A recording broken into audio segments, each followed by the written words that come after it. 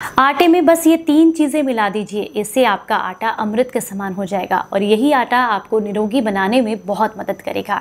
और ये 3 चीज़ें बहुत आसानी से आप अपने किचन में ला सकते हैं, इनको अपनी डाइट में इंक्लूड कर सकते हैं और रोज़मर्रा में इनका इस्तेमाल करने से आपके शरीर को अद्भुत लाभ मिलते हैं। सबसे पहला फ़ायदा मिलता है, ये डायबिटीज़ को कंट्रोल करते हैं। दूसरा, ये हड्डियों को मजबूत करते हैं। तीसरा, जब आप इनका इस्तेमाल करते हैं तो डाइजेशन से रिलेटेड समस्याएँ आपकी दूर होती हैं। चौथा, कैंसर का खतरा कम होता है। पाँचवा, आपकी स्किन, आपकी जो भी बाल हैं वो हेल्दी रहते हैं और आपको एक निरोगी जीवन मिलता है। चलिए आपको बताते हैं कौन सी हैं ऐसी 3 चीज़ें जिन्हें आपने अपने आटे में इंक्लूड करना है और इससे आपके शरीर को बहुत लाभ मिलेंगे। Hello everyone, welcome back. मैं आपकी होस्ट संतोष मधु, एक सर्टिफाइड डाइटिशियन और एक नेचुरोपैथ। देखिए, निरोगी रहने के लिए ज़्यादातर सभी लोग मेहनत करते हैं, पर अक्सर हम वहाँ चूक कर जाते हैं जहाँ की हमारे दिन की शुरुआत होती है और दिन खत्म होता है, जो कि है हमारा आटा। देखिए, हर घर में रोटी बनती है, किसी में नाश्ते में बनती है, दोपहर में बनती है, शाम को बनती है और कुछ जगह तो तीनों टाइम रोटी ही बनती है, चावल बहुत कम खाया जाता है। तो इसलिए अगर हमें हेल्दी रहना है तो हमें अपने आटे पर ध्यान देने की बेहद ज़रूरत है। पहले भी मैंने आपके साथ ऐसी कुछ चीज़ें शेयर की हैं जिनको आटे में इंक्लूड करने से आपका डाइजेशन मजबूत होता है, आपके शरीर को लाभ मिलते हैं। पर आज मैं बात करूँगी ऐसी और 3 आटों के बारे में जिनको अगर आप अपनी डाइट में इंक्लूड करते हैं तो इससे आपके शरीर को अद्भुत लाभ मिलते हैं। नंबर 1 पर आता है ज्वार का आटा, लेकिन इस्तेमाल करने का तरीका इनका अलग अलग है। क्योंकि ये ग्लूटेन फ्री होता है इसलिए आपके डाइजेशन के लिए बहुत अच्छा है। फाइबर अच्छी मात्रा में होता है, इसमें कैल्शियम होता है और भी ढेर सारे फायदे होते हैं जिसकी लिस्ट यहाँ स्क्रीन पर आप आसानी से देख सकते हैं। ज्वार का आटा इस्तेमाल करने से आपकी हड्डियां मजबूत होती हैं, डायबिटीज़ में काफ़ी लाभ मिलता है, जोड़ों का दर्द दूर होता है, किडनी डिटॉक्स होती है, लीवर डिटॉक्स होता है और दोनों मजबूत भी होते हैं। शरीर में खून की कमी पूरी होती है, स्किन ग्लो करती है और आप वेट मैनेजमेंट भी कर सकते हैं। यानी कि अगर आप ओबेसिटी की प्रॉब्लम से परेशान हैं तो ऐसे में आप इसका इस्तेमाल ज़रूर कीजिएगा। किडनी में किसी तरह का इन्फेक्शन है तो ऐसे में भी ज्वार का आटा इस्तेमाल करने से आपको लाभ मिलते हैं। इसका इस्तेमाल करने के लिए सबसे पहले तो मैं कहूँगी, देखिए, एक समय पर एक ही अनाज का इस्तेमाल करना आपके शरीर के लिए ज़्यादा लाभदायक होता है, क्योंकि फिर आपके पेट को सोचना नहीं पड़ता है, क्योंकि हर अनाज के पचने का समय अलग है। इसलिए अगर बहुत ज़्यादा, जैसे मार्केट में मिलता है या मल्टीग्रेन आटा मिलता है, उस तरह के आटे का अगर आप ज़्यादा लंबे समय तक इस्तेमाल करते हैं तो डाइजेशन ख़राब होने लगता है। मैं ये सजेस्ट ज़रूर कर सकती हूँ कि आप अपने गेहूँ के आटे में थोड़ी थोड़ी मात्रा में इनको इंक्लूड करना शुरू करें ताकि आपका टेस्ट इनहेंस हो सके और फिर धीरे धीरे आप इनको जो है नॉर्मल आप सिंगल इन चीज़ों को इस्तेमाल कर सकें। कई बार ना ज्वार के आटे की रोटी खाते समय आपको थोड़ी फीकी, थोड़ी आप अजीब सी लग सकती है, लेकिन अगर मैं आपसे डायरेक्टली बोलूं कि आप इसे अपने डाइट में इंक्लूड करें तो नहीं करेंगे। ऐसे में आप क्या कीजिए, 1 कटोरी गेहूं का आटा लीजिए, 1 कटोरी ज्वार का आटा लीजिए और 1 हफ्ते तक इस तरीके से आप धीरे धीरे करके गेहूं के आटे को कम करते चले जाइए और ज्वार के आटे को बढ़ाते चले जाइए। एक समय ऐसा आएगा जब आपका टेस्ट इन्हेंस हो चुका होगा और आपको ज्वार के आटे की रोटी भी अच्छी लगेगी।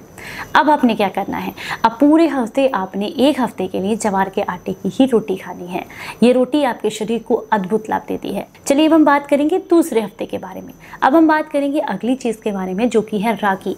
ये कैल्शियम का पावर हाउस है। अगर आप चाहते हैं कि कभी भी आपकी हड्डियां कमज़ोर ना हो, आपके शरीर में कमज़ोरी ना आए, हड्डियां खोखली ना हो, जोड़ों में दर्द ना हो, तो रागी का इस्तेमाल आपके शरीर को अद्भुत लाभ देता है। रागी हेल्दी तो होती ही है, साथ ही साथ अगर आप इसको यूज़ करते हैं तो खाने में टेस्ट इसका ज्वार से थोड़ा सा बेटर होता है। आप इसे आसानी से अपनी डाइट में इंक्लूड कर सकते हैं।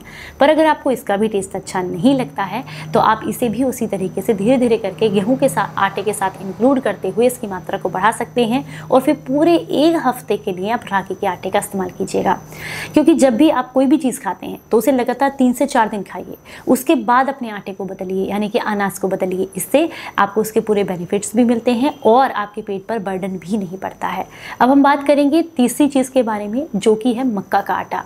मक्का का आटा शरीर को बहुत लाभ देता है। ये शरीर में जितनी भी पोषक तत्वों की कमी है उसको पूरा करता है, पचने में हल्का होता है, जिसकी वजह से आपके शरीर को लाभ देता है। मक्का के आटे में बहुत सारे ऐसे चीज़ें पाई जाती हैं, यानी कि इसके जो इंग्रेडिएंट हैं, जो पोषक तत्व हैं, वो आप सामने स्क्रीन पर आसानी से देख सकते हैं। मक्का के आटे का इस्तेमाल करने से आपकी किडनी और लीवर हेल्दी रहते हैं, शरीर में खून की कमी नहीं होती है, जोड़ों के दर्द में आराम मिलता है। इसके अलावा अगर बहुत लंबे समय से ओबेसिटी की समस्या से परेशान है उसमें लाभ मिलता है, किडनी डिटॉक्स होती है। इसका इस्तेमाल करने का एक खास तरीका है, हालांकि इसका टेस्ट काफ़ी अच्छा होता है। इसे आप डायरेक्टली ऐसे ही अपनी डाइट में इंक्लूड कर सकते हैं, लेकिन मैं सजेस्ट करूँगी कि इसे पूरे हफ्ते ना लें, इसे 3 दिन लें और 3 दिन के लिए आप नॉर्मल जो अपने घर में गेहूँ का आटा लेते हैं उसका इस्तेमाल कर सकते हैं। तो गेहूँ के आटे को भी आप, मैं ये नहीं कह रही हूँ कि बिल्कुल टाइट से हटा दीजिए। ये 4 आटे आपके पास हो गए, एक गेहूं का आटा हो गया, मक्का का आटा हो गया, जवार का आटा हो गया और रागी का आटा।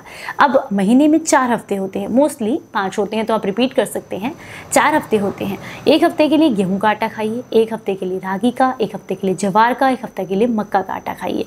इस तरीके से जब आप आटा खाते हैं तो आपकी किडनी, आपका लीवर, आपके जोड़ सब हेल्दी रहते हैं। और साथ ही साथ ओबेसिटी की प्रॉब्लम जो कि बहुत बढ़ गई है पिछले कुछ समय से, क्योंकि फिजिकल वर्क उतना ज़्यादा नहीं रह गया है और हम पूरे साल सिर्फ और सिर्फ गेहूं खाते हैं। और गेहूं को पिसवाते समय भी आपको एक खास बात का ध्यान रखना होगा। पिछले कुछ समय में यानी कि हमारा आयुर्वेद कहता है कि अगर गेहूं को इस्तेमाल आपको करना है तो आपको इसको प्रॉपर तरीके से यूज़ करना होगा ताकि ये आसानी से पच सके। आयुर्वेद क्या कहता है कि आपने कम से कम 2 घंटे के लिए गेहूं को भिगो कर रखना है। उसके बाद आप उसे अच्छे से धुलकर साफ कर लीजिए जैसे, और उसके बाद 2 घंटे भिगो कर रख दीजिए। फिर पानी से निकाल कर धूप में सुखा दीजिए। सुखाने के बाद इसका आटा पिसवाइए। ये आटा आपको आसानी से पचेगा और मैक्सिमम बेनिफिट्स भी देगा।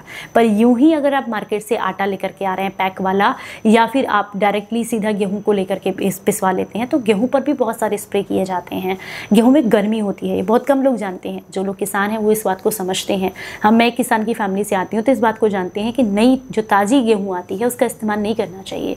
मार्केट में कैसा आटा मिल रहा है आपको नहीं पता, लेकिन हमें पता है कि उस साल की गेहूँ का इस्तेमाल नहीं करना चाहिए। 1 साल पुरानी जो गेहूँ होती है उसे अगर आप खाते रहते हैं और जो गेहूँ अगले साल आई है उसे फिर से 1 साल पुराना करके अगर आप खाते हैं तो ये आपको पचने में आसान रहती है।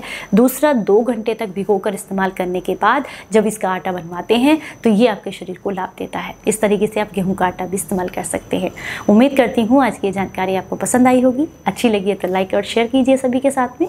चलिए फिर मिलेंगे किसी नई जानकारी के साथ, तब तक अपना बेहद ख्याल रखें और हंसते मुस्कुराते रहें। Stay healthy, stay happy.